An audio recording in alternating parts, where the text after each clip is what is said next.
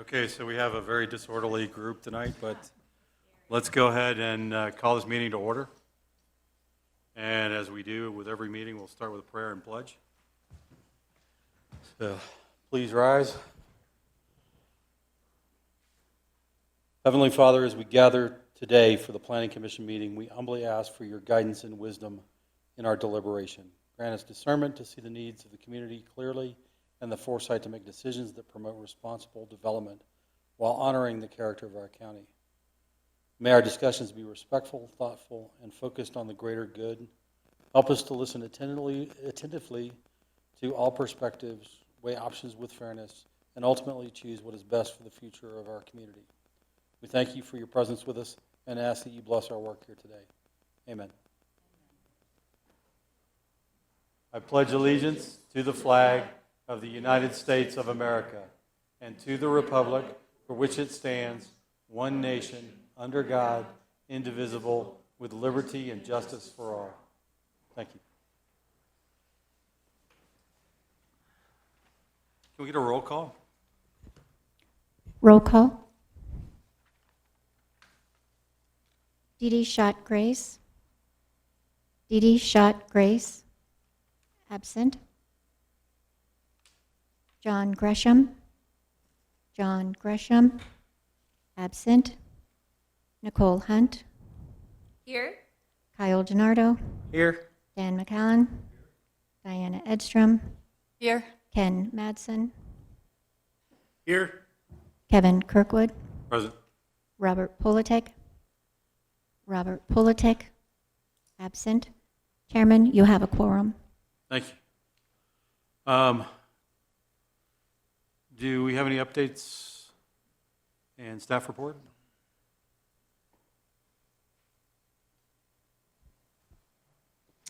Good afternoon, Commissioner, or all commissioners. Do you want to have a update from your Comprehensive Plan Steering Committee members? Yeah, we can do that, but there's nothing from staff, no updates from previous meetings. I can give you a couple updates as well. Yeah, if you don't mind. The Chevelle rezone and preliminary plat were approved by the BOCC as well as the Roselle rezone. The BOCC also approved a right-of-way vacation and Independence Filing 5 final plat. The Coyote Ridge PUD will be heard before the BOCC on October 8th, following new notice for that hearing. And the Prairie Rock Ranch rezone, which was heard by this commission, was withdrawn. Okay, thank you. Nicole, you want to talk a little bit about the steering committee meeting? Sure, happy to give my perspective. We had our third meeting this past Thursday, and it was an in-person meeting here in this room. I thought it was a good turnout. The biggest thing we did was we reviewed 3 different vision statements that Kimley Horn, the firm that the county hired, had drafted, and they did this based on feedback primarily that was received from our group, but also at a couple of other small events. And so they touched on 3 different areas. One was more kind of community-based, another was about growth with restrictions, and then another one had more of a kind of an economic type of growth aspect. But I would say that all 3 were still found lacking. Nobody agreed. I think it was a 4-3-3-4 split, and the last 4 was, I don't like any of them, so I'm not going to vote for any. and that actually ended up being me. I was one of the 4 that did not vote on any. But I think what they did glean, we had a conversation about kind of where we all felt some of those statements were lacking. And so Kimley Horn, and then some of us have actually written vision statements. I showed up with one that I had written that spoke a lot more to, the vision of a statement that respects responsible growth, that restricts growth that the county's not ready for, that it has to be paced with what the county can actually keep up with. Kevin also had written one that I think a lot of people liked. So I think there was good feedback, and I think that Kimley Horn they're going back to the drawing board.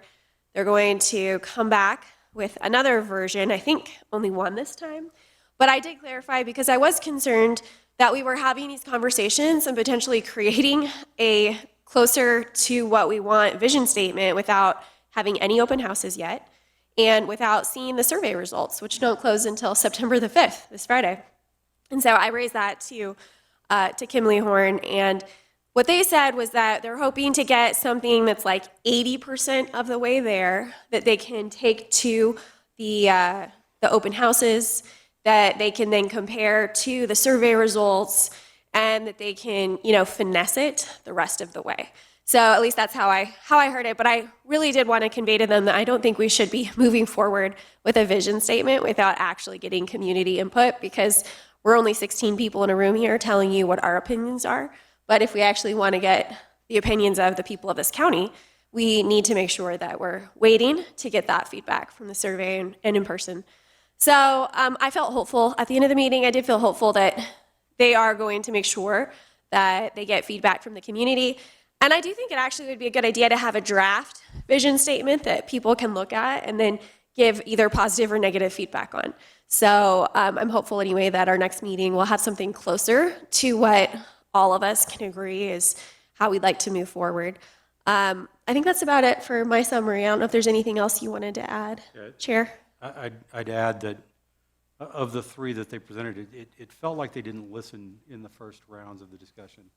They asked us all to present a case or a vision statement. Several of us did in that second meeting, and they kind of evaporated, and the thoughts behind it were not there, right? So I think they're trying to steer in a direction that maybe the county's not ready for yet, but all of those vision statements that they presented, I could not get behind either. And it was, it lacked any kind of tangle factor, for want of a better way to describe it. There was nothing there that said, wow, I want to live in this community. This represents me, and that wasn't there.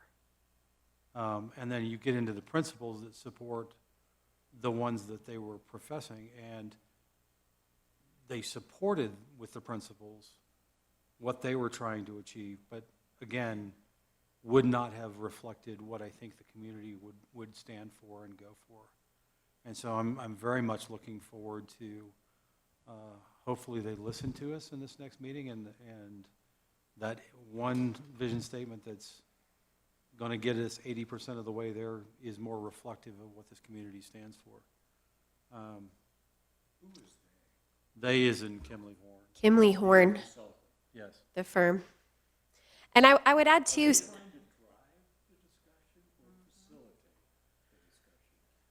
I would like. There's a difference. I would like to say that they're trying to facilitate, but they definitely have boxes that they want to fit everything into, and so they're trying to move into those boxes.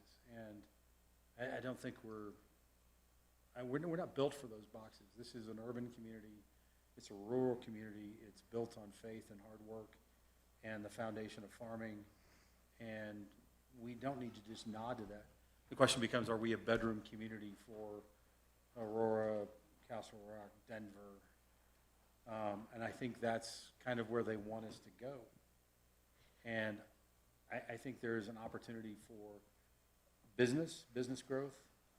We do need to do some foundational work for infrastructure, but that should be stage one, and that should be part of the overarching plan. I keep bringing up the architectural plan for this, and giving you full credit, by the way, because I think it's a great idea, and yet it doesn't seem to be resonating with Kimley Horn and some of the development in the community, some of the developers in the community. What is it? An architectural plan? So an architectural plan would require developers, whether commercial or residential, to follow a specific plan that falls within the guidelines of our community. Which makes sense that it doesn't maybe want to resonate with developers. Yeah, I do understand. it Pardon me, does Commissioners. put If them you in could boxes. remember, we have a new microphone system. You'll have to turn it on when you speak. Thank you. We're busted again, so. I think too, you remember Kimley Horn came before us just before they started. And one of the questions I asked them too is, we're a different type of community. We're not like your average county. So how are you going to make sure that you're tailoring what you're doing for our unique rural county that doesn't have an offshoot of E470 or I-25? We're different, and we're going to be different, and we want to be different. And I thought when Greg Lopez, he came in and spoke with the commissioners, the BOCC, I think earlier this spring, and he talked about how if you looked at our current vision statement, there's nothing like super unique that yells, oh, this is Elbert County. Like it could be a vision statement that applies to Parker or to Littleton. Like there's nothing unique about it. And so I was a little bit underwhelmed because in my opinion, there was nothing super unique about what was offered. And the other thing that they're balancing is that this vision statement is supposed to be broad enough that it can break down to like objectives and then break down to specific goals. But my concern is that if you get too broad and too vague, then it becomes whoever the interpreter of the language is. And so that's where my concern is about trying to find the right balance. It's got to be unique to our county, but it also needs to be a clear principle that doesn't go both ways.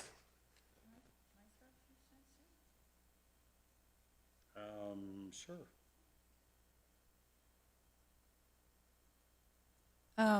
So I've watched all of the steering committee meetings, and I think both of you hit on the point that, and the question are who's steering who. So what I'm hearing at least is I'm hearing a lot of urban development words, smart growth, which has 10 very specific parameters if you go and you look this up. And from everything I've read about smart growth, it is more geared to centering your community in an area that has your businesses, your shops, everything is walkable. It's a different dynamic than, as you said, that we have in this county.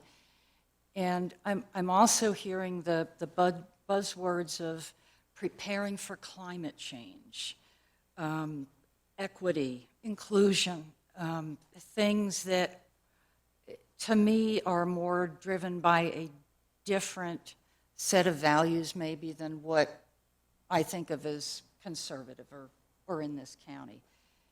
And I think at the last meeting, one of the, what went after the vision plan? Was it principles or? Principles, yes. I think they put in there, the number one was connecting, and I'm going to paraphrase here, but connecting the entire county through roads and transportation. And again, like you said, maybe they're getting ahead of themselves or they have a different drive. And again, I think it's more of an urban planning Yeah, background that feels they're more going like with. a city growth as Yeah. opposed to a county growth. I Ken, would do you have agree. any thoughts as well, since you sit on that? Yeah, I actually agree strongly with both of your comments there. I thought all the vision statements were lacking. They weren't consistent with what we want as a county and what I've heard our county residents, what they want. From my perspective, the vision statement should be is aspirational. It's not something that talks about, the minutia. The minutia comes later on. So, I went and looked at a pile of different vision statements, and not one I saw growth. Even look at Boulder. It doesn't talk about growth.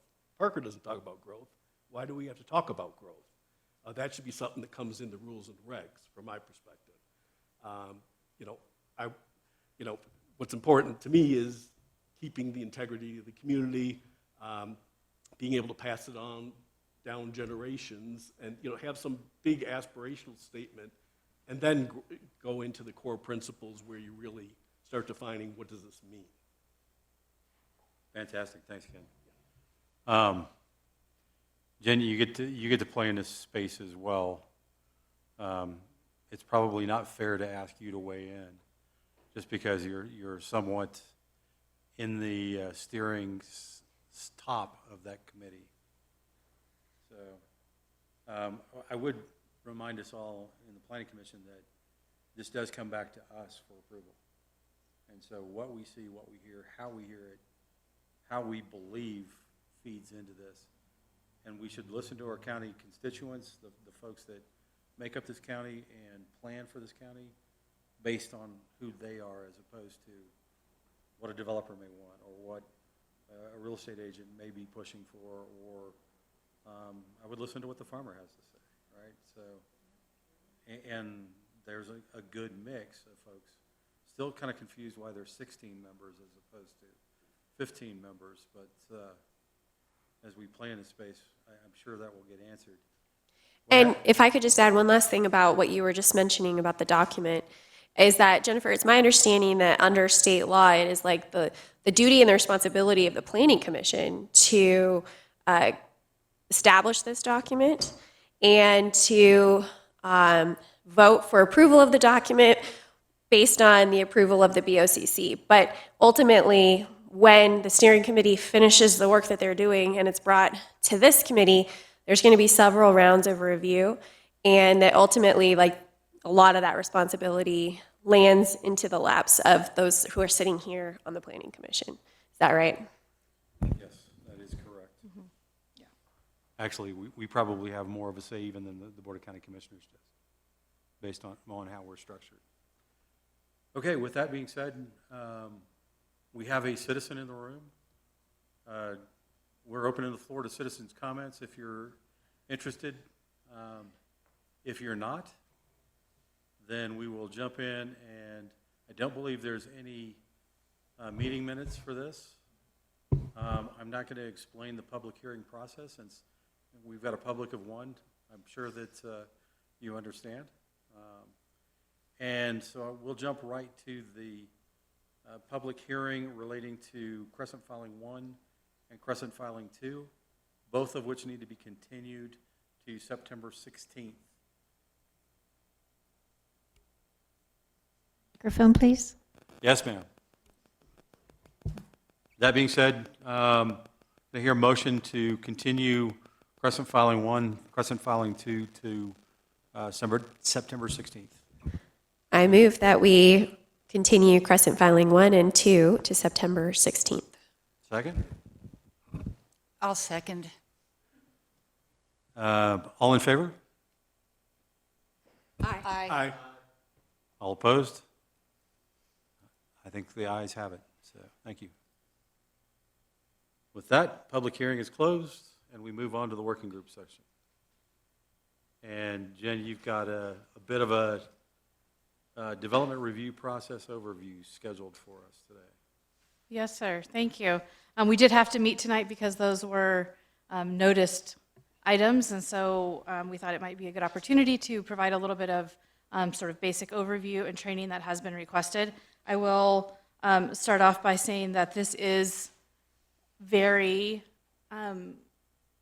you can't even see it. You guys have to tell me this. There we go. Look, we had the date. Okay. So I do have a bit of a overview or summary session provided for you all with some opportunities for us to chat through any questions that come up and some discussion at the end about future speakers and training sessions. So what I had wanted to say was that this is intended to be extremely general in nature, so it's not really getting into specific regulation language or anything like that. It's really more intended to be conversational and at a very basic level. And so if some of you are bored, I do apologize in advance, but I thought it was important to start very basic, and then we can certainly build up from there. And for any members of the public that may be watching as well, you know, things like zoning aren't, right? You don't talk about it at parties. So it's not necessarily common knowledge, right? Sort of what you all do, what the regulations say, and what they even mean. And so, again, this is just very general for discussion, but I think it could be helpful to provide an overview of the process and sort of what goes into things and what we're trying to achieve. So if you'll bear with me through that. I did want to start with a little bit of context because I think it's interesting and helpful, so hopefully you all do as well. Sometimes there's a forest and trees situation, right, where we're here and we can sometimes even forget our context. And so I wanted to start with that, and then we'll build on that. So here is our lovely state with all 64 counties outlined, and you can see the major interstates running through Colorado. And here we are with Elbert County. We do have I-70 running through the corner of the county. A little bit interesting, right? The Elbert County is surrounded by 4 very different counties from us. We have Arapahoe County to the north with over 650,000 residents approximately. Douglas County to our west, almost 400,000 residents. El Paso County to the south, right, with over 700,000. And then Lincoln County to our east with 5,500. So we're right there in the middle, between 28 and 29,000 residents. So just a little bit of context, right? It does help sometimes for us to remember why there's so much happening here, why there's so much moving this way. There is a lot going on in this general area. The county as a whole, I love this map. I find it fascinating, right? This is our zoning map. So the whole county, we have a huge county by land area, right? Over 1,800 square miles. From a zoning perspective, 95% of the county is zoned ag. So I just wanted to highlight that. I know we show this at our meetings and it can be a little bit hard to see, right? Included in Elbert County are 3 incorporated towns, Elizabeth, Kiowa, and Simla. And then we do have 3 unincorporated communities as well, Agate, Matheson, and Elbert. I will just add a little bit of context. I was at Simla Days yesterday with the comp plan consultants. We had a table and spoke with a bunch of residents. They have very different thoughts, concerns, and wishes down there. Really, really interesting. So it'll be fascinating to come back and report on all that and see how the survey results end up. Again, we're such a large county, right? It's about 50 miles across the county if you were to drive across. So it makes sense that there's a lot there and a lot of different needs, right? You all know this as well as anyone, but the map reminds us, right, that northwest, that very small northwest quadrant is where so much of the growth and the development and the population is. But again, we have a few of the major roadways highlighted on here as well, right? Highway 86 cutting across east to west. We have Highway 24 connecting down to the Springs, and of course, I-70 cutting across that northeast corner. So I do think that there will be some really interesting land use discussions when we get there with the comp plan. So just a little bit of context, again, just a few reminders because we don't all drive the whole county all the time, right, or see everything that there is out there. So getting into a little bit more about, what you all do, mostly the applications that you see come before you are these, right? You see a lot of rezonings, right? Rezoning from ag, right, to allow for subdividing. PUD zoning, that is a rezoning as well, right? Creating a planned unit development. You see quite a few special use by reviews, and we'll talk a little bit more about that one. And then preliminary and final plats. Again, not saying that's everything, it's not, but that's what you see the most of.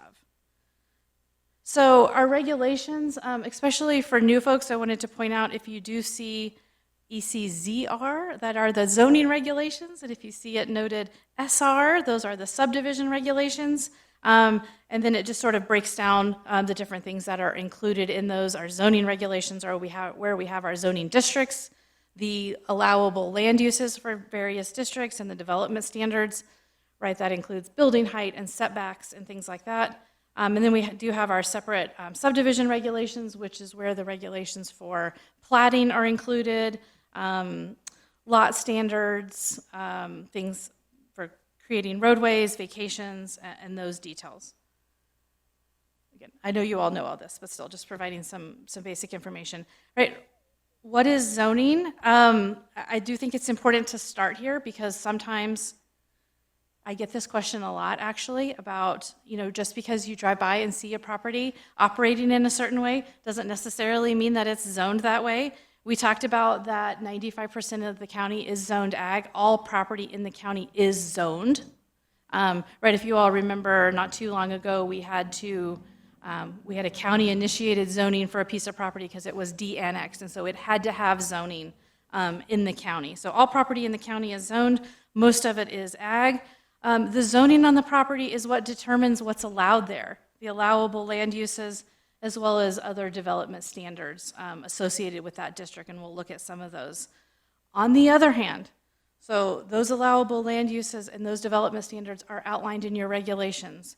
When folks apply for a PUD, that is customized zoning, right? So they can outline, with approval, of course, they can outline specifically what can be done within the boundary of that PUD. PUDs are also often referred to, right, as master planned communities. They've existed for a number of decades. There's old ones, there are new PUDs. They are typically utilized to allow for development that is not allowed through straight zoning. And when we say straight zoning, we're meaning the zoning districts that are outlined in the regulations, ag, AR, R1, commercial, something like that. So a PUD can be residential, it can be non-residential, it can be a combination. Again, essentially, it can be anything that can be approved. It, of course, goes through you all and through the Board of County Commissioners. And different projects certainly have different needs. Related to zoning, I wanted to talk just a little bit about the land use table, or the use table. This is really where use is a primary concern of zoning. And this is just a little snip from a page in the regulations. And you'll see right across the top, we have the straight zoning districts. And then the land uses are on the left, broken down by various categories. And so if we were to take an example of a hotel, right? If a hotel developer came in and said, I'm looking at developing a hotel on this piece of property, right? What we would look at are, well, what is the zoning of that property, or what zoning would it need, right? So based on the land use table, you can see that in the A, right, the ag zoning district, a hotel is allowed with a special use by review. So it means it might be allowed, it could be in this zoning district, but it needs a little extra review because of potential impacts from that use. It's not allowed in any zoning category that has a blank cell. So it's not allowed in the residential districts. And then it is allowed by right, that's what the P indicates, in both the business and the commercial districts. So depending. This is something that always confused me. As I'm looking at this, right, we have a hotel or a motel, which is obviously non-residential, obviously business-facing, and we're still allowing for an agricultural zoning for that property. Do we actually change at some point this structure so it moves from ag to whatever the non-resident element is, business or commercial? Oh, likely, absolutely. Many of these uses But that's confusing. As you look at probably this would data. need to be refined. It need to be refined, especially following the comp plan, right? So, yeah, let me clarify. I don't necessarily agree with this. Don't agree or disagree, but right, what we have to go by is what the regulations say now. My guess is that it's included that way because there is so much ag land in the county. Doesn't mean it's necessarily appropriate.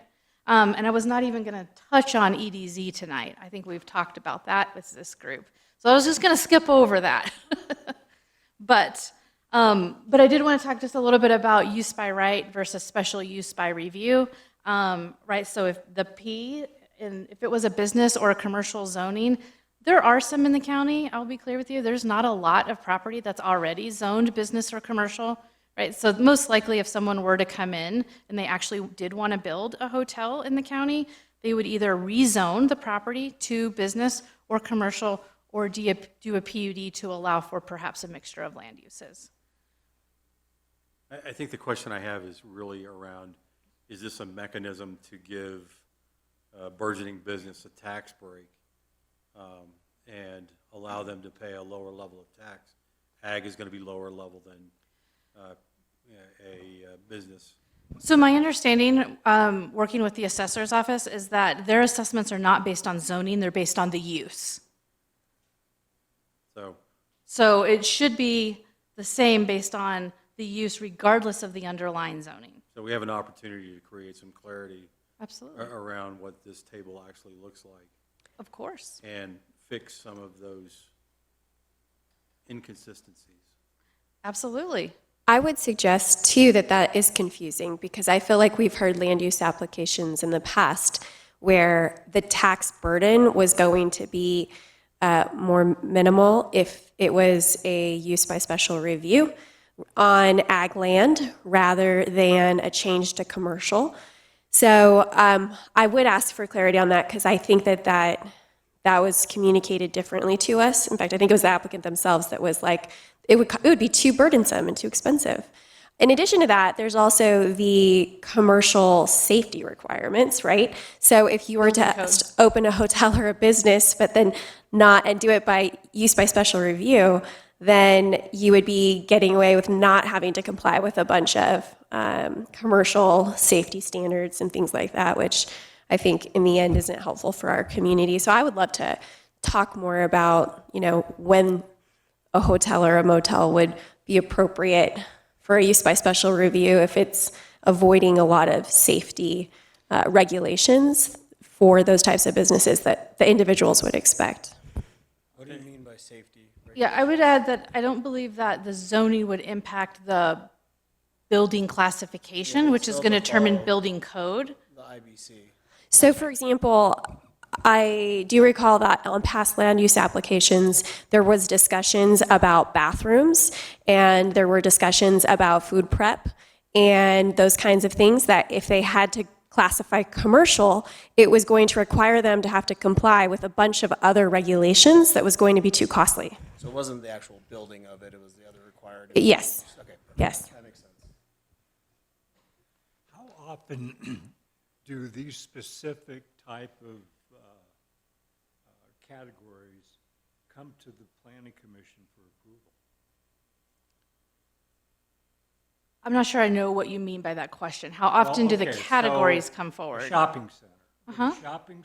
Somebody who's proposing to develop a shopping center, would that come to this Planning Commission? Walmart. Oh, good question. So it would come before you if it needed a rezoning. If it's allowed as a use by right, then it would only require a site development So it's plan. strictly the zoning aspect. Yeah, The zoning and the Specifics. plating would come before you. not the specific use. So if a shopping center had a P with it, it's a permitted use by right. So then that shopping center would not come before us. But if it had an S next to it, then it would come before us. That's right. Or if the property was currently zoned something that doesn't allow for it, it would come before you to be rezoned, and you would hear about it that way. So the reason I rezoning say and the that, plating. In my short tenure, none of this has really, come to us that I recall. You're right. The majority of what we see is residential development. The county has very little non-residential development. Absolutely. That's part of the reason as well. This is generating great discussion. I don't feel too bad about including this now. Whoops. But I do think that that's helpful. Again, not saying these are determined accurately, that they are what they are. We can certainly review them in the future for changes. The uses that are listed themselves need to be updated fairly regularly, right? Because literally new uses come to be over a period of time that simply weren't contemplated in the past. And so we do need to revisit these from time to time. But nonetheless, this is how sort of the use table works and as it relates to straight zoning. And then on the alternative side, what is a subdivision plat? There's a lot of questions about this as well.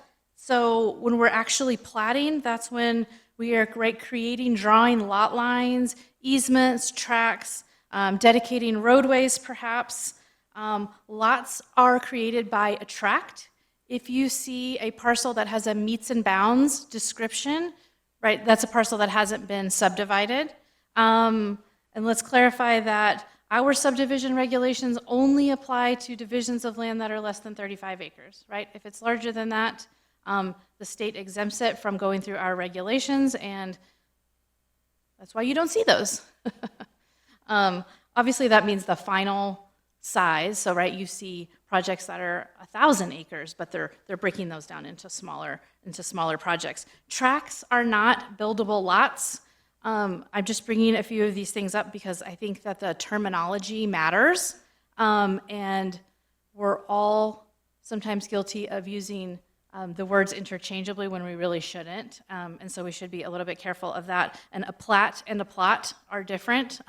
So, but when you have a preliminary plat or a final plat come before you, it's drawing the lines on the paper that is a legal document. They're typically, they're very technical in nature, right? And the final plat is in conformance with the preliminary plat. We do have a two-step process here in Elbert County. There are sometimes for very small projects where it might make sense to combine those or waive the preliminary plat, but typically we do see both of those.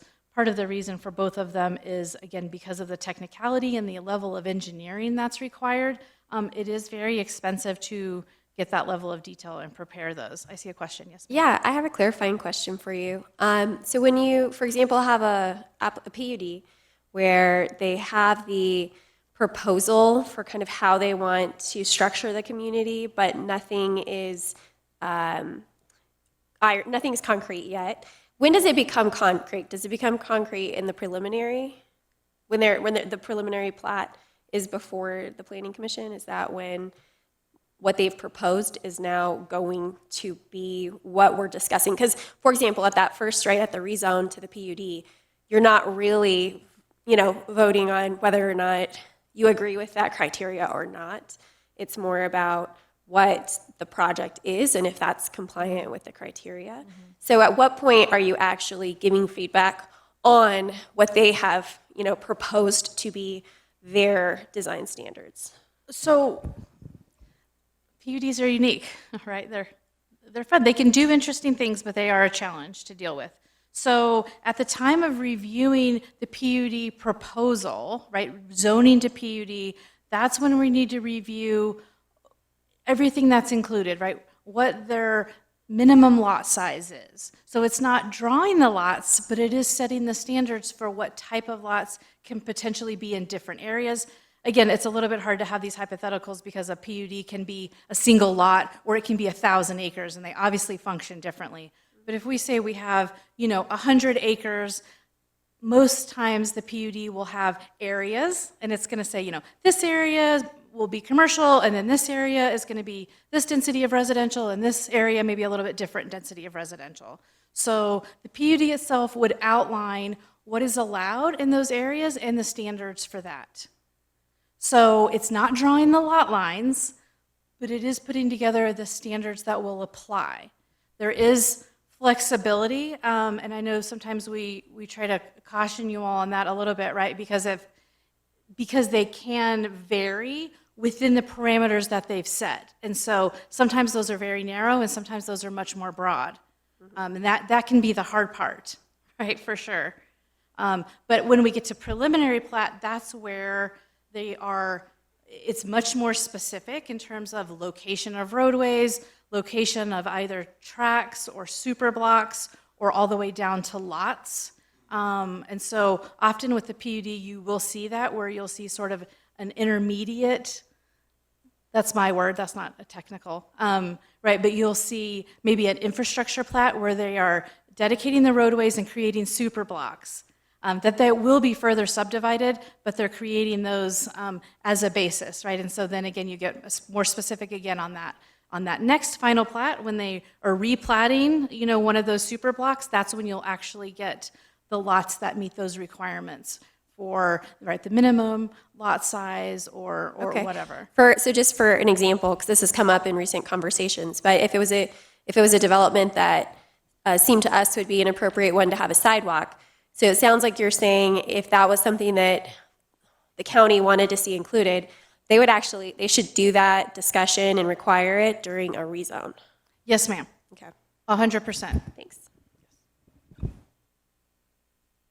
Okay. Hey, Jennifer? Yes, sir. Do our subdivision regulations, they don't require any phase ones or environmentals for residential development, do they? I don't believe so off the top of my head, but I'm not. Steering I have committee? not committed them all to memory. An idea for the steering committee?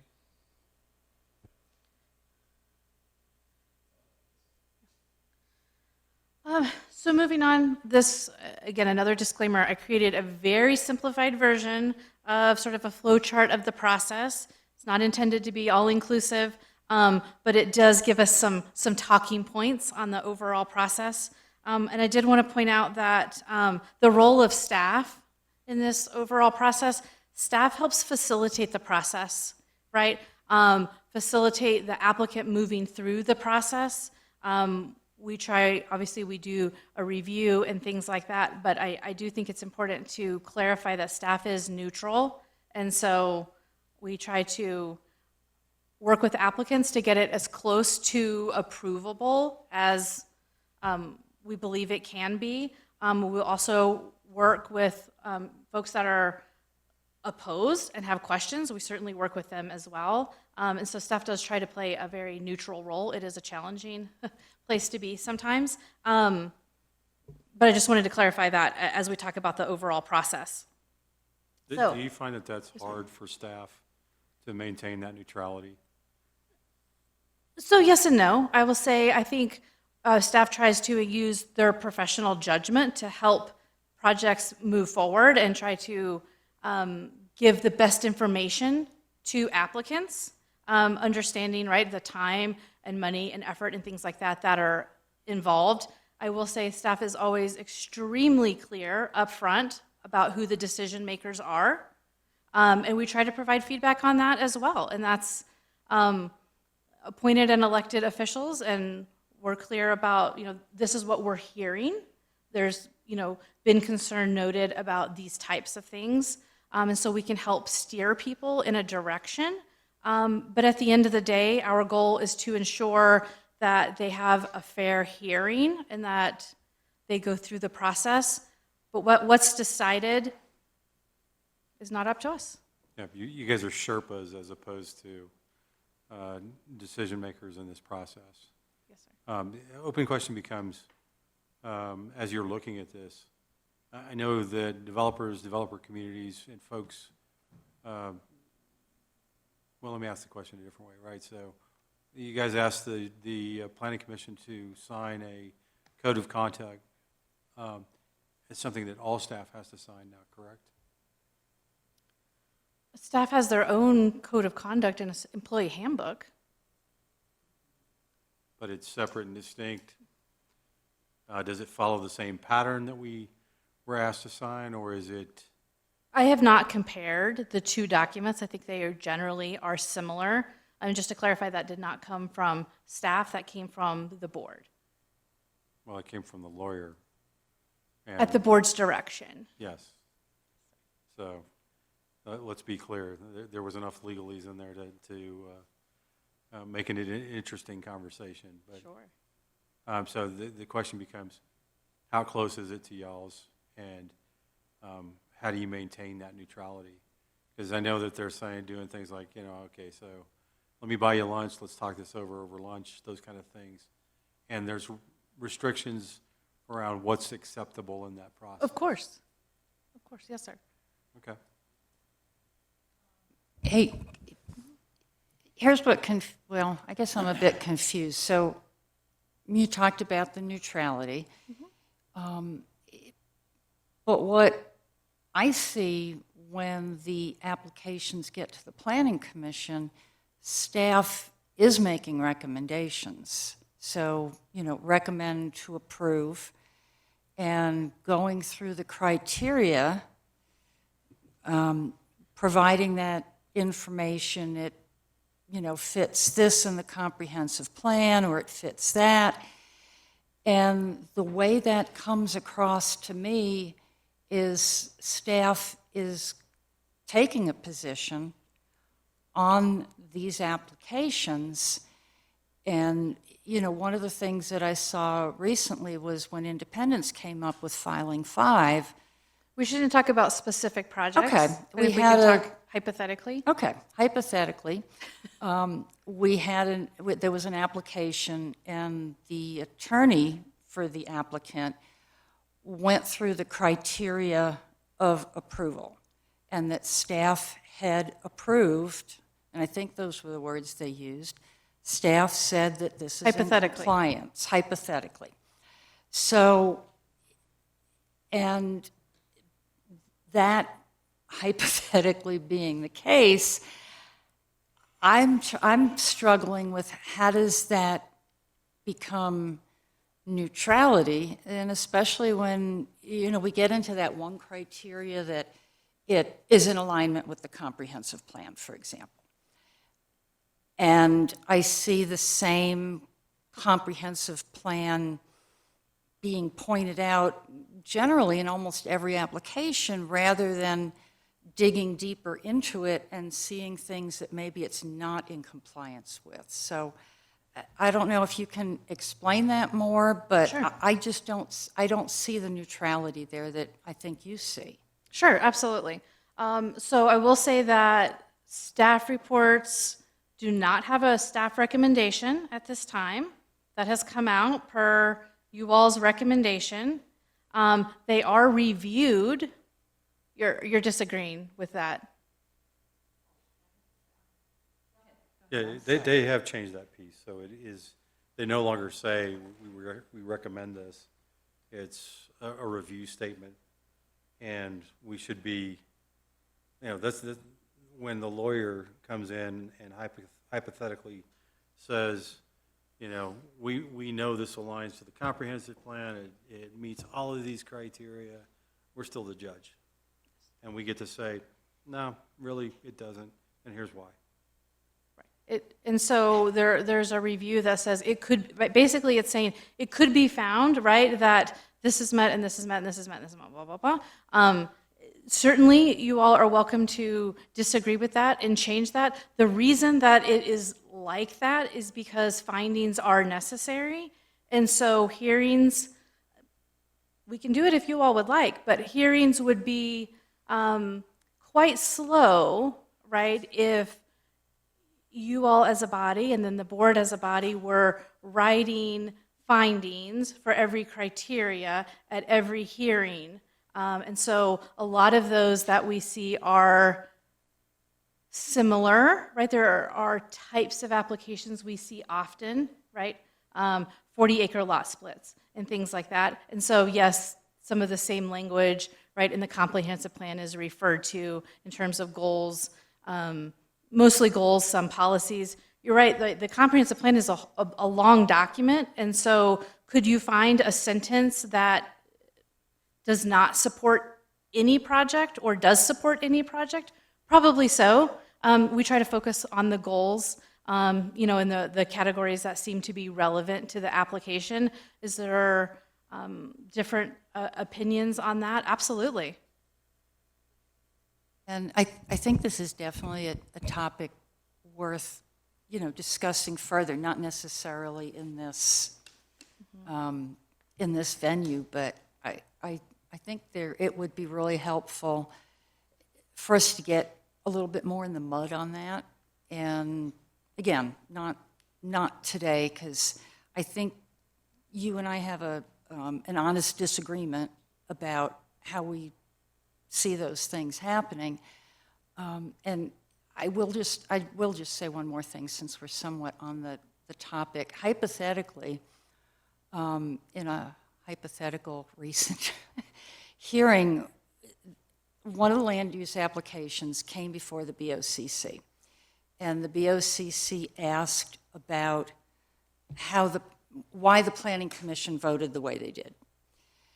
And staff they didn't know, and there were referrals to draft meeting minutes. And the reason I'm bringing this up is I found that concerning, because we all do spend a lot of time on these things and deliberating and discussing. And when it gets in front of the BOCC, if our recommendations aren't clearly put forward as part of that decision-making process, I think that shortchanges everybody and kind of negates our role in the process. Sure, absolutely.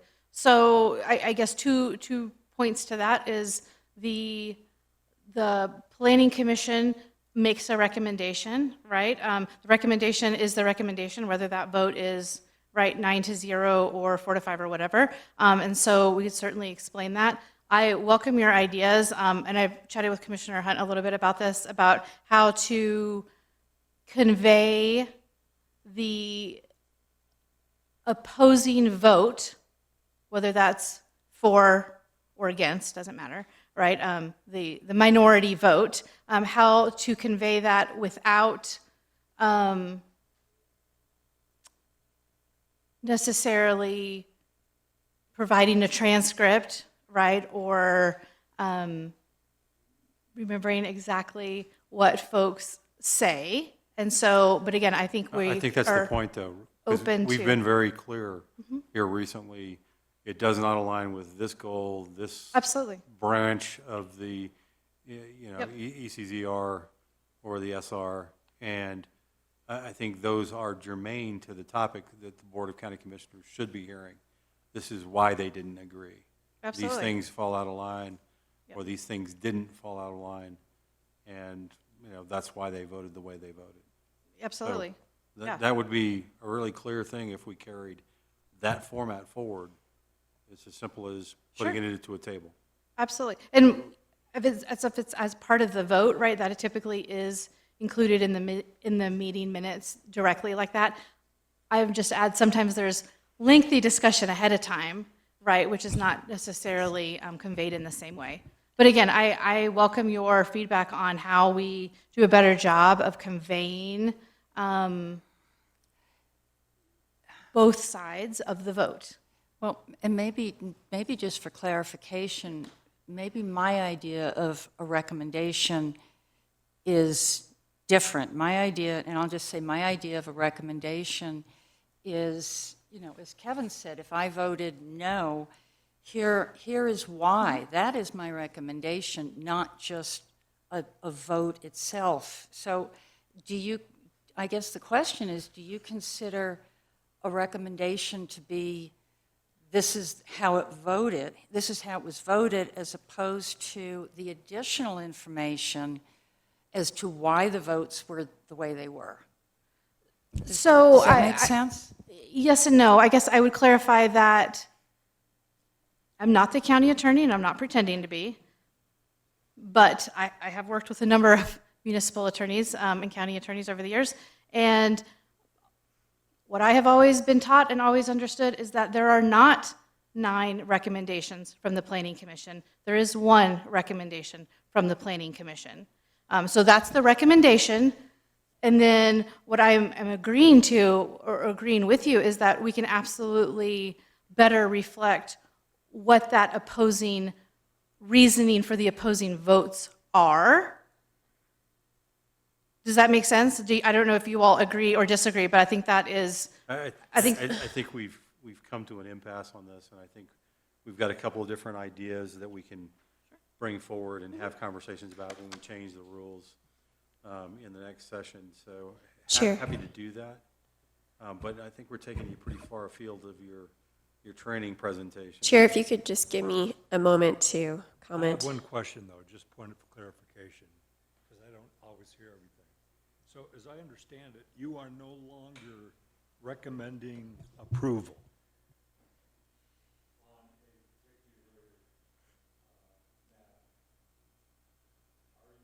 so the staff report does not say,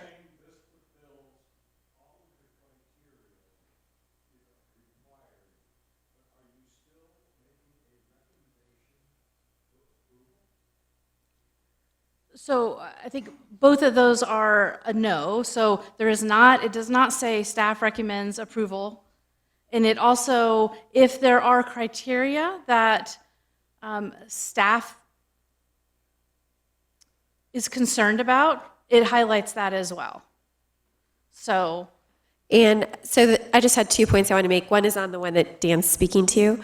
I do think you're accurate in saying that you're not saying staff recommends you should vote the following way. However, your staff reports do say things like, this criteria has been met, or the evidence is consistent with this criteria, which would lead one to suggest that staff has decided this criteria is good to go, and therefore we disagree with any findings that the criteria has not been met.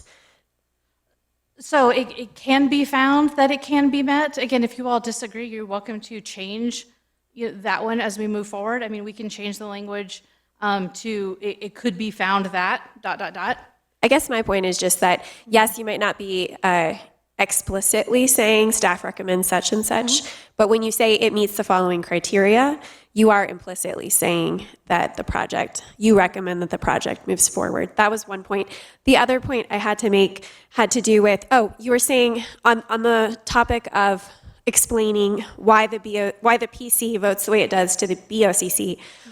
You said, you were taught, well, there's only one recommendation from the PC. I have seen in past applications where the majority of the Planning Commission voted to change the recommendation to the BOCC, and when that happened, there really wasn't an explanation provided to the BOCC as to why the Planning Commission voted the way that they did.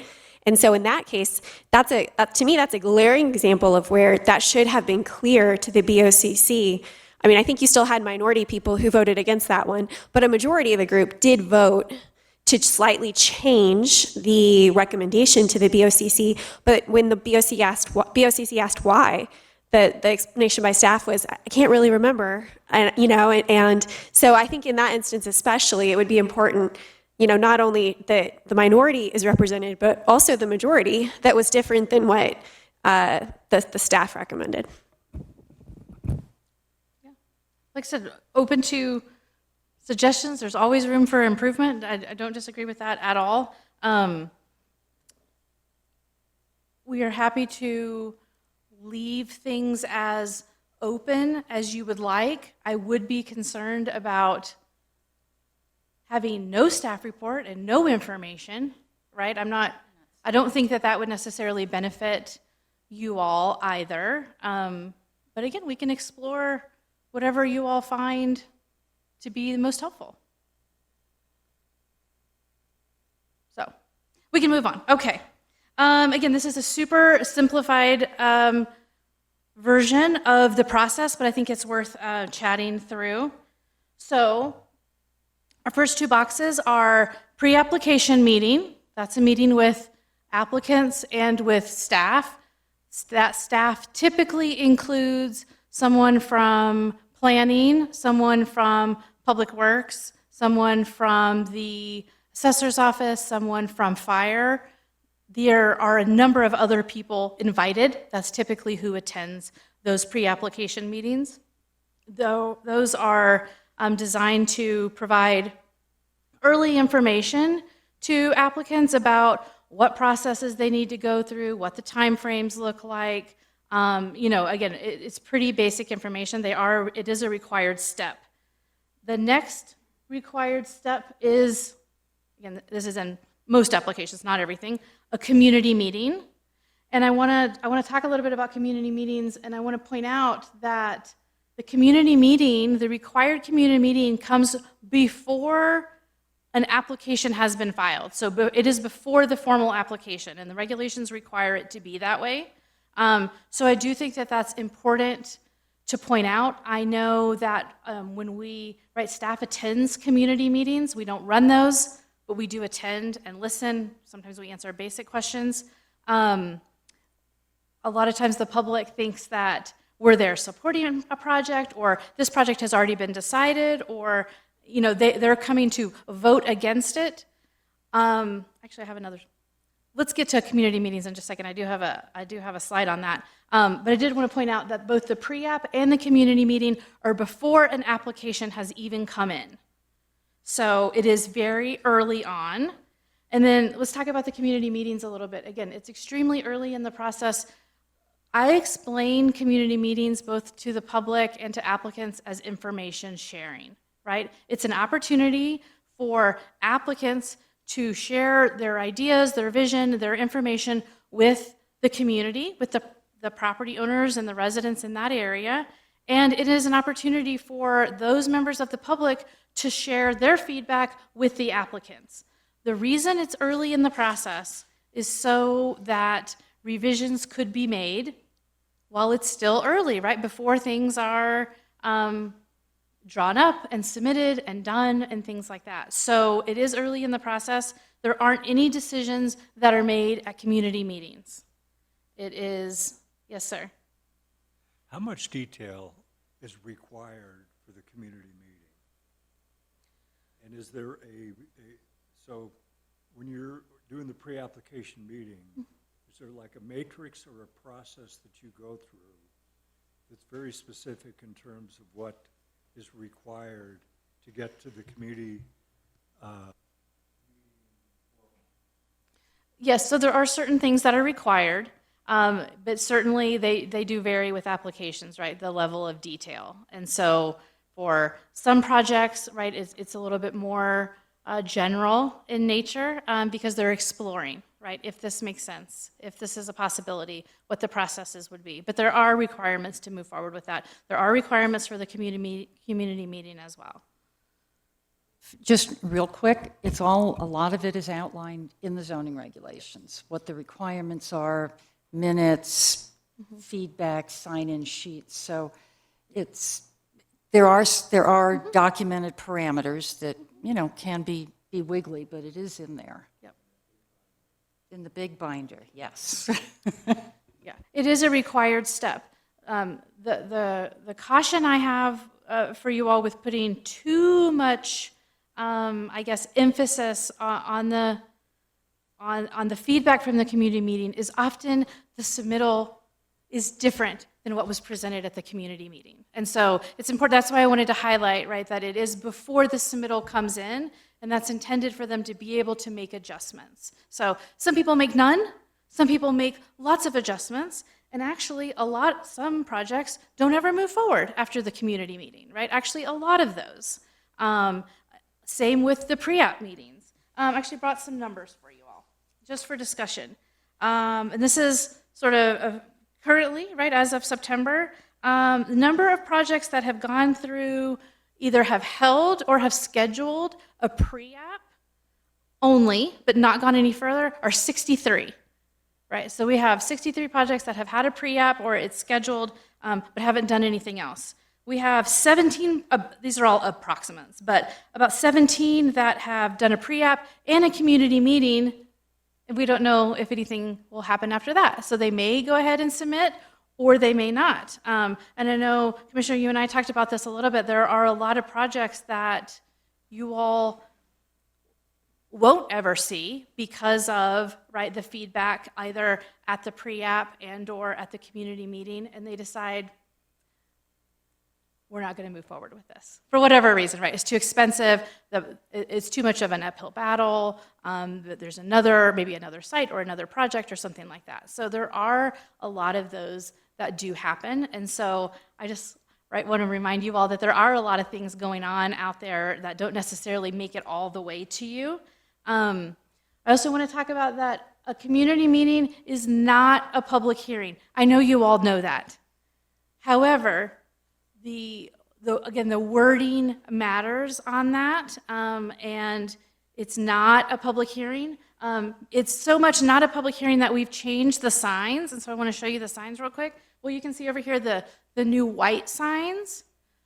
We've always had yellow signs, right? We still have yellow signs for the public hearing and administrative decision, but we have one going up. We're using the last yellow sign this week.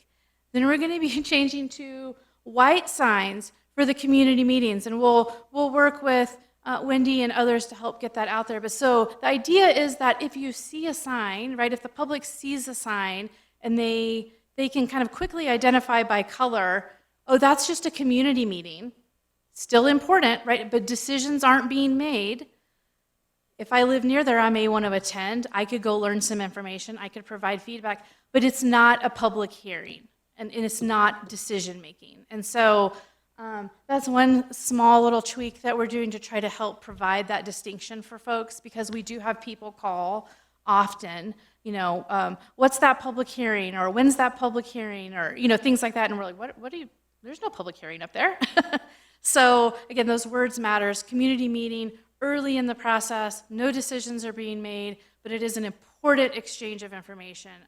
We really emphasize to applicants how important that is because I will be very honest with you all, a lot of times people don't realize the potential pushback that they may receive. And so that helps staff let people know, I think you'll be interested in the feedback you get at that community meeting. And sometimes it goes both ways, right? Sometimes, we don't know and nobody attends the public meeting, and then people, that provides information as well. So community meetings are always valuable, whether there's nobody there or whether there's 3 or 4 people there, or we've all been to ones that have 70 or 100 people there. Those are very informative for applicants. And hopefully, and for the residents, right? Because they're hearing what's being proposed. Because it's important for them to hear from applicants, not necessarily, right, from a rumor mill or social media or whatever, because oftentimes I hear those as well, and they're simply not accurate. So it's a helpful exchange of information. But please do remember that often what was initially shown may change dramatically, especially by the time it gets to you all. Okay, that's enough about community meetings. So now the next stage after community meetings, they decide, okay, we're going to go ahead and make a formal application and completeness review. We've talked a lot about this. We do not need to get into all of that. I highlight this piece just as this is fairly quick. This is where we collect the application fee. This is where they actually send everything in, and all of that is checked to, do we have the information needed to begin the next steps of the process? The next steps of the process are review and referral.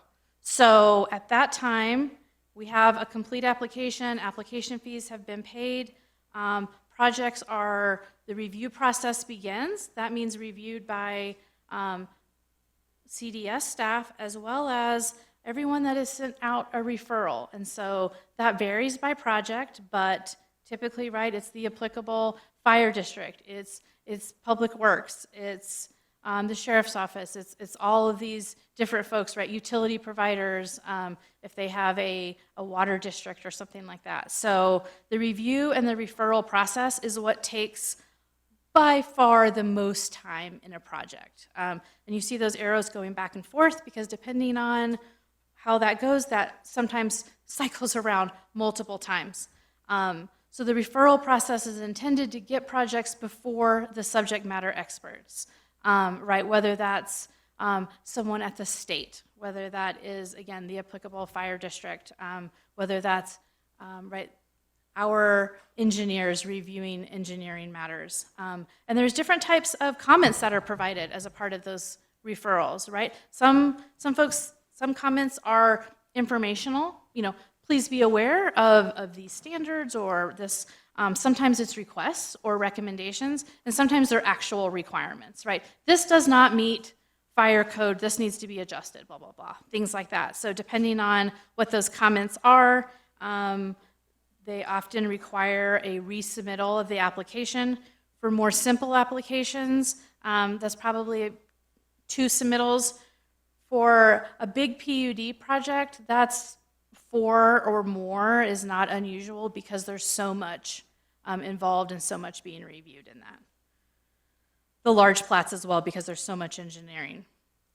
Last step of the process, you all know, is the public hearings for things that come before you. Again, the public hearing versus the community meeting, it is a quasi-judicial hearing. There is an opportunity for the public to comment, and then that is where, right, recommendations and decisions are made. Questions about the process? Again, I know it's extremely high level, but hopefully it helps provide a little bit of talk. The last thing for tonight is I wanted to talk about future speakers and some of the requested training that I've heard. I have reached out to a land use attorney that I know that I've worked with in other times. I mean, I don't know him personally. I've worked with him professionally. Gerald Dahl, he is a very well-respected land use attorney in the state, and our county attorney has okayed him to come and speak to you all. I do have that scheduled for October 7th right now. And I'm happy to share his bio with you all, but he has worked for municipalities and counties throughout the state for many years and is very knowledgeable and often speaks on behalf of DOLA and on land use or on ethics also. And so, again, he's very well respected, very likable. I think you all will get a lot from him. And so I am proposing to bring him in to chat with you all on the 7th.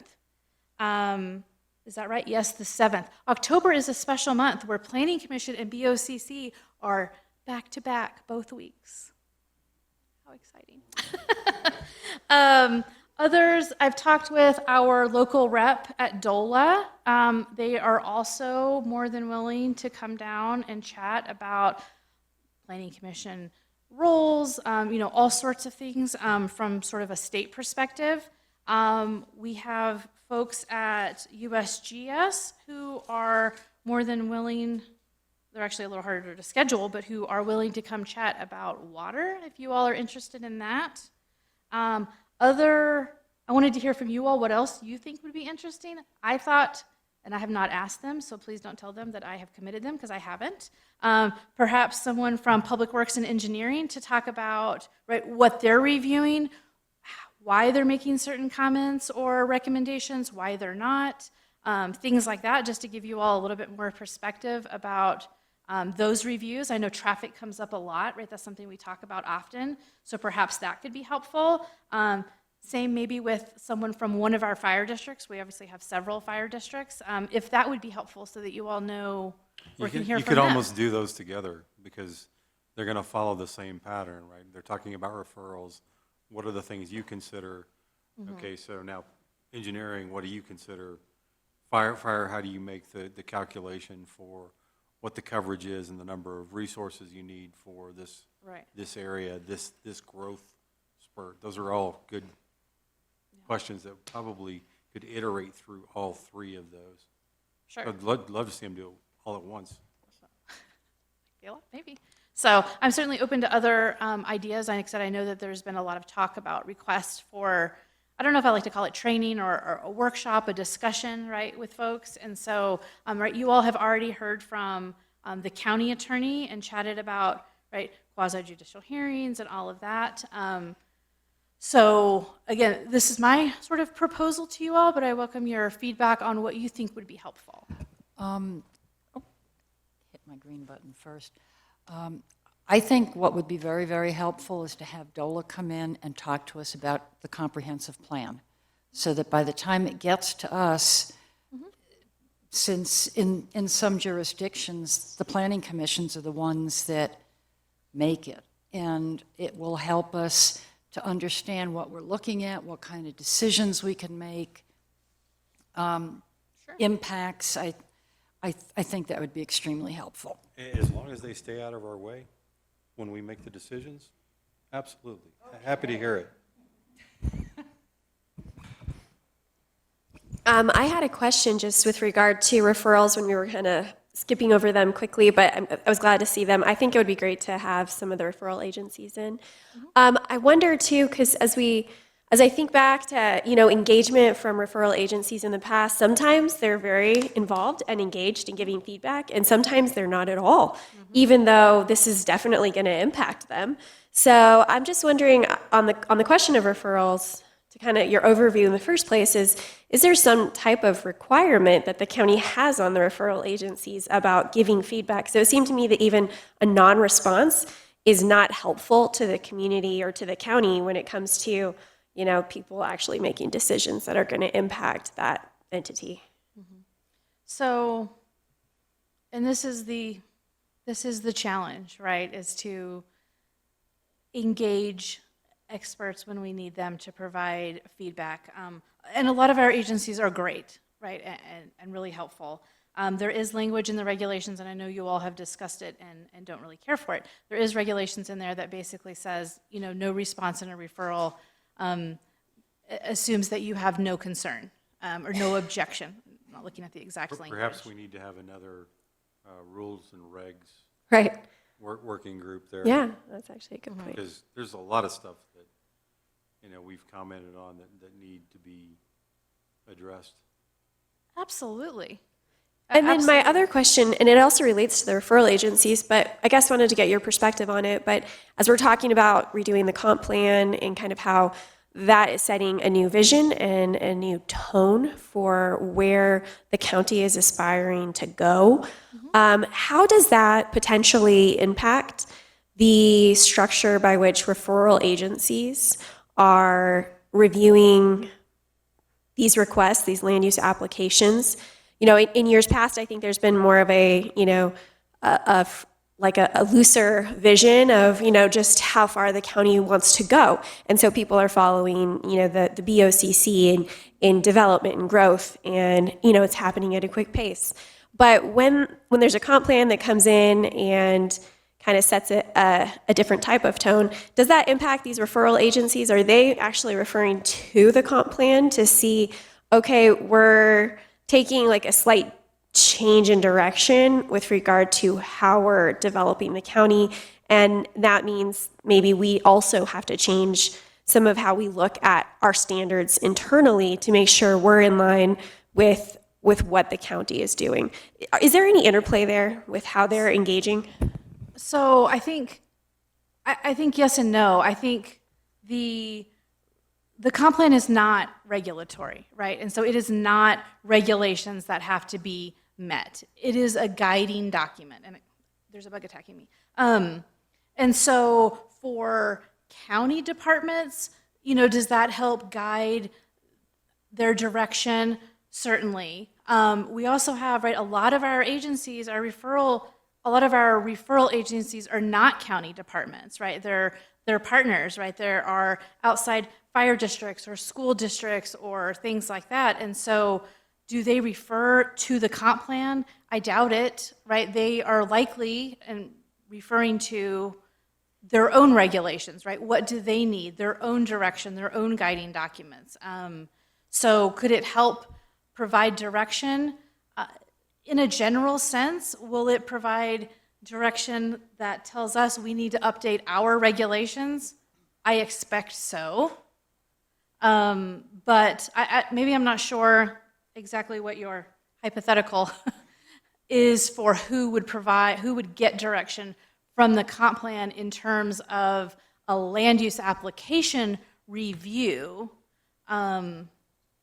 But maybe I'm being too literal about what you Yeah, no, that's helpful, I think. And you're right, there's institutions that exist outside of the county. I was thinking in particular the ones that would, be most affected by it, like fire or public works, wanting to make sure that they are paying just as close of attention to what the comp plan, the vision of the comp plan is laying out.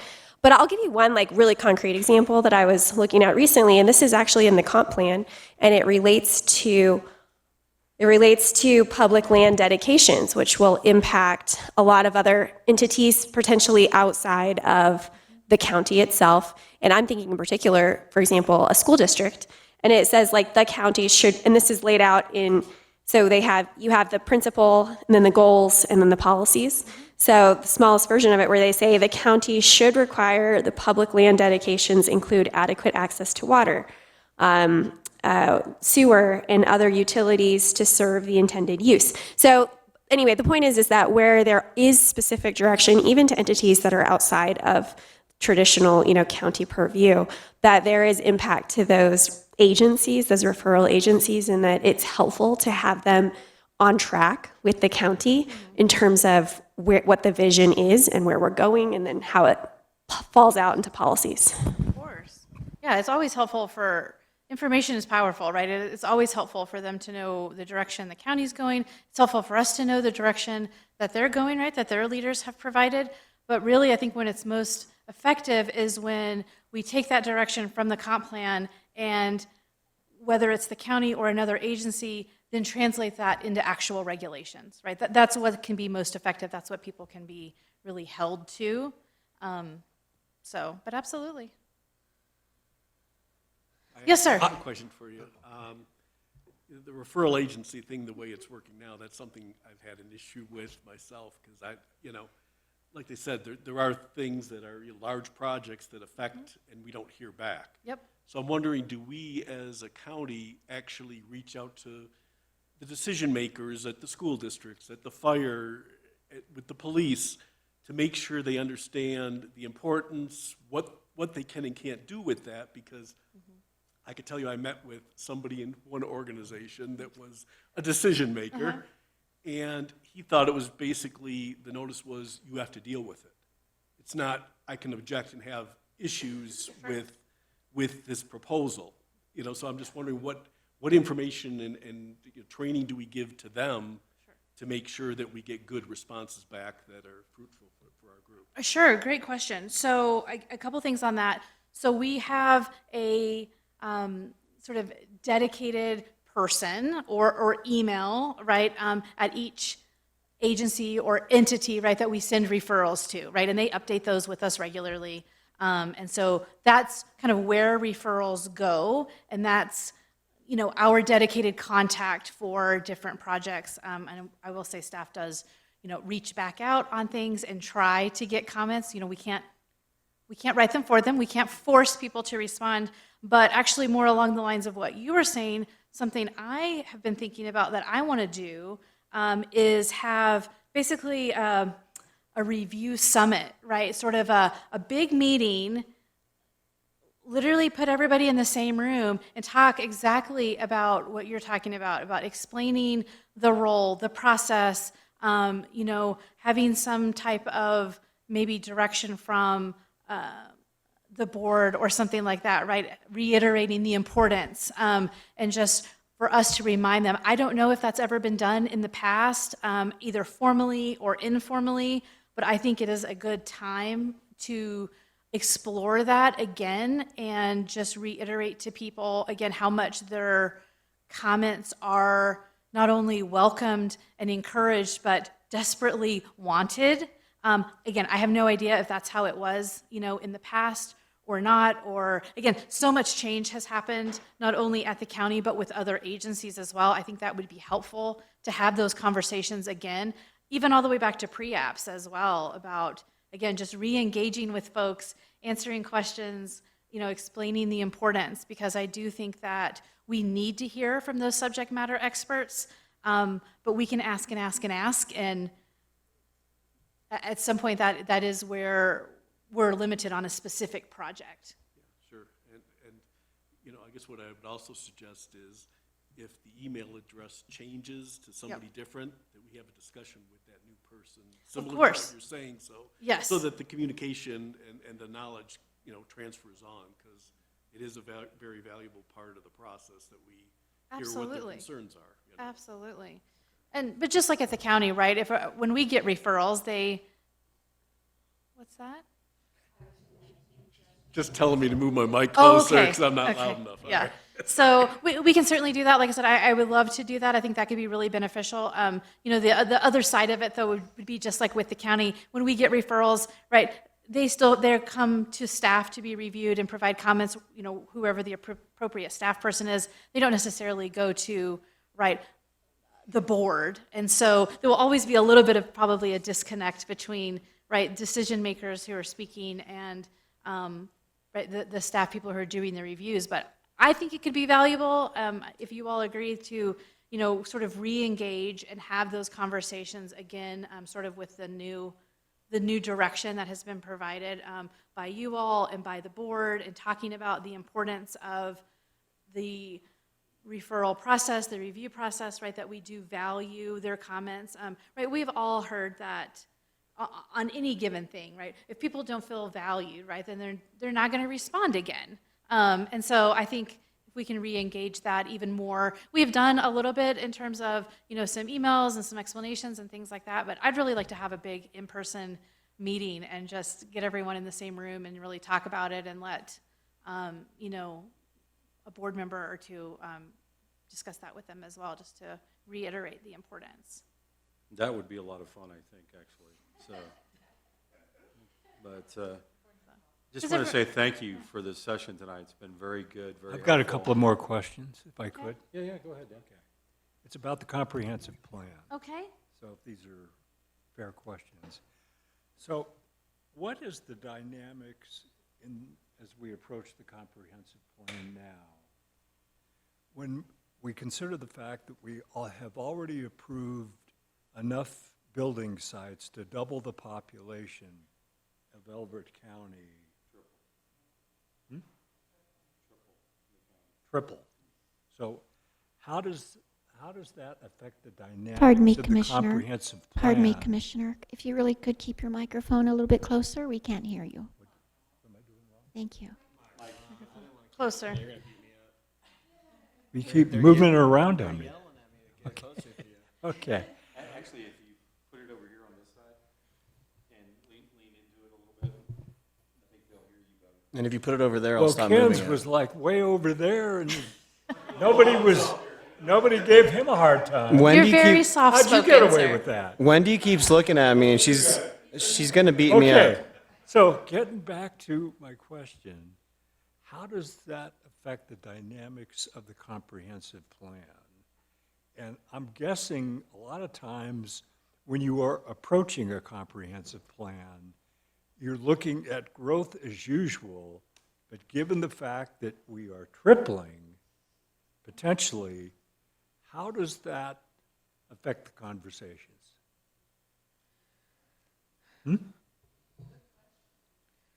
So at your next meeting, I would be happy to bring actual numbers about zoned property versus platted property, right? We kind of talked a little bit about that tonight, because I know that those numbers get thrown out a lot. Those numbers have been worked and provided for various other conversations. I don't have them with me tonight, but the number of maximum units that have been zoned is a very different number than the number of lots that have been platted.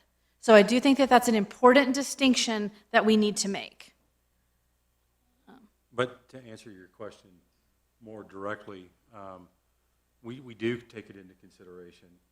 We do have the push and pull of developers and real estate agents in that comprehensive plan committee, steering committee. And so we hear what they have to say, but we're also, I think, we're all kind of putting the point out there that, dude, we've got a whole lot of these already in flight, in plan. I'm more interested in figuring out, what do we do to preserve the character of the county than how do I add another 15,000 units and line your pockets when I could be focusing on the effect that we're having on the character of the county. Are we going to become like Denver, where Denver has its own nucleus of folk that run it and drive the community, but not everybody agrees? And so, I mean, the whole state is like that. It hinges on what Denver says or what Boulder says, and rarely and occasionally what Colorado Springs says, but only rarely. And we're in the great position that it has to come through us ultimately. Yes. And I agree with what Diane suggested. As this process continues, bringing updates to us and having conversations, informative conversations with us would be beneficial. My second question, Jennifer, I guess it pertains to you and to staff and your involvement in the comprehensive plan. Okay. What is your role? And as an example, in your role as planning manager and staff and the people that you're working with, I'm assuming, there are gray areas out there that you're dealing with all the time. Now, some of them are meant to be, and maybe they should be, but others could be tightened up a little bit. Is that something that you try and bring to conversational points with the comprehensive plan? So I guess the two questions. What is your role? And when it comes to areas that kind of challenge you and your staff, how can this comprehensive plan make your lives easier?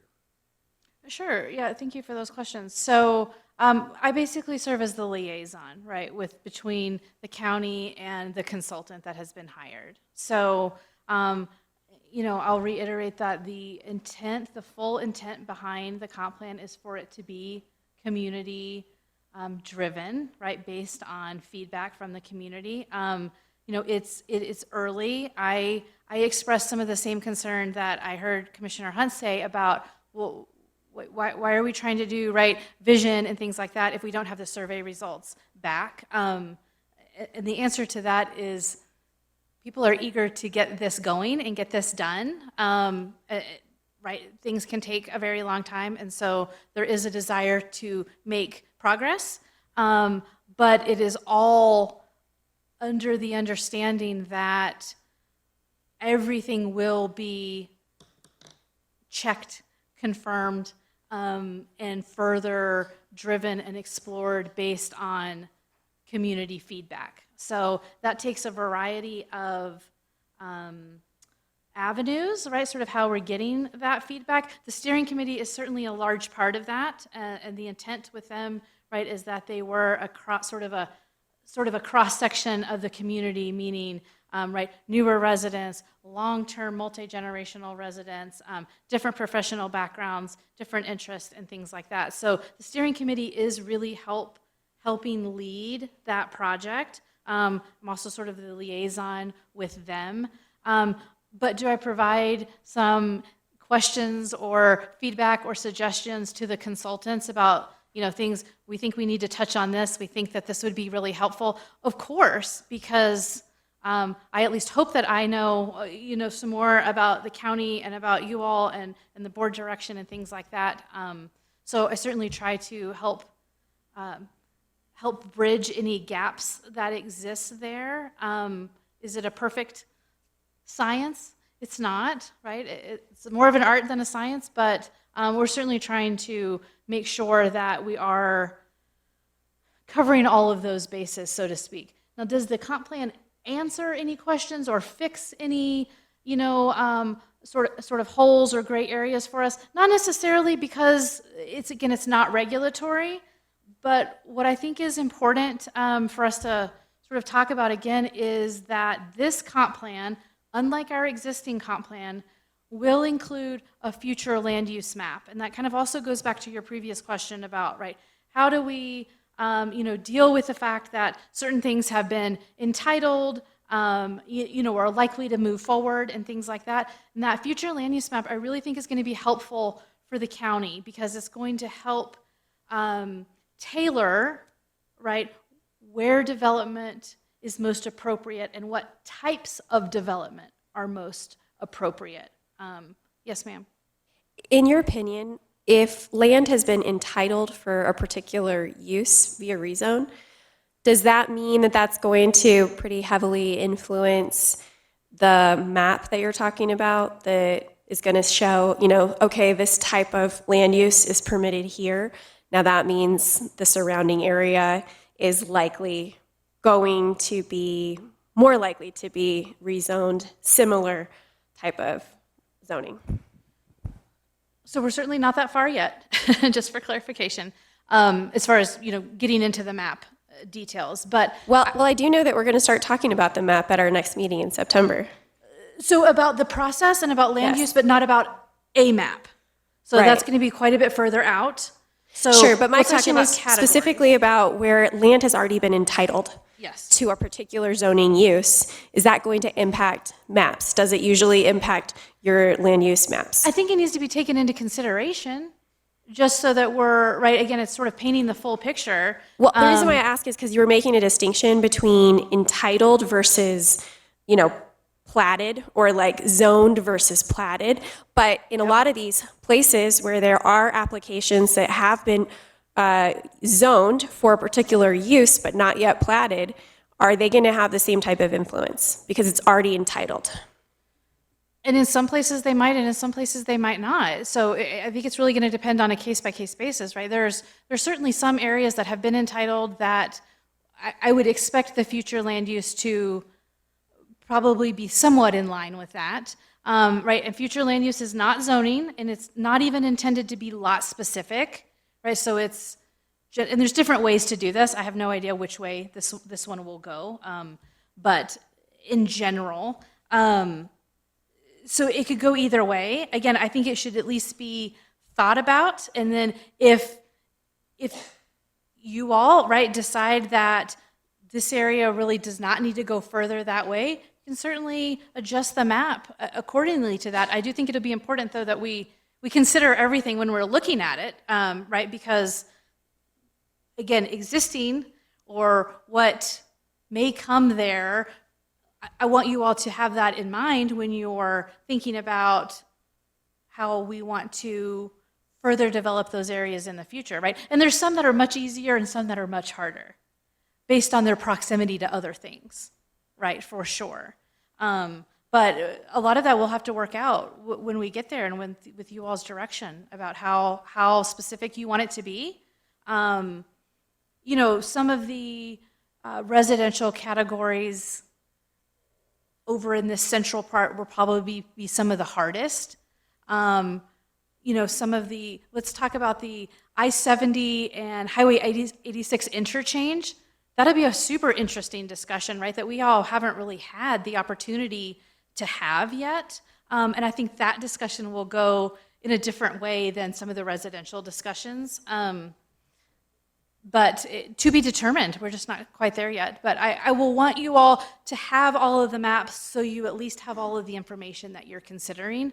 And then you all can decide, you all both meaning the steering committee, the public, and the planning commission, ultimately, what makes sense on that map for future rezonings, right? Because in the future, some of that in conformance with the comp plan becomes a lot easier because the map gives you a really good starting point, right? Can I change what you're saying a little bit?